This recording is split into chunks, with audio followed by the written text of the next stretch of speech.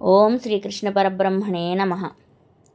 అందరు సురలును ధనుజులు పొందుగ క్షీరాబ్ది ధరవ పొలుపున నీవానందముగ కూర్మరూపున మందరగిరి ఎత్తి తౌర మాధవ కృష్ణ. భక్తులను అనుగ్రహించే ఓ శ్రీకృష్ణ, దేవతలు రాక్షసులు పాలసముద్రాన్ని చిలికారు. ఆ సమయంలో నువ్వు తాబేలు రూపం ధరించి ఆశ్చర్యంగా, ఎంతో చాకచక్యంగా, కవ్వంగా ఉన్న మందర పర్వతాన్ని మోసావు. విష్ణుమూర్తి అవతారాలలో రెండవది కూర్మావతారం. దేవతలు రాక్షసులు అమృతం కోసం పాల సముద్రాన్ని చిలకాలనుకున్నారు. అందుకు వాసుకి అనే పామును తాడుగాను, మందరగిరి అనే పర్వతాన్ని కవ్వంగాను ఎంచుకున్నారు.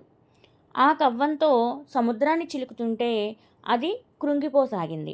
ఆ సమయంలో విష్ణుమూర్తి కూర్మ రూపంలో వచ్చి, అనగా తాబేలుగా వచ్చి మందరగిరిని తన వీపు మీద మోసాడు.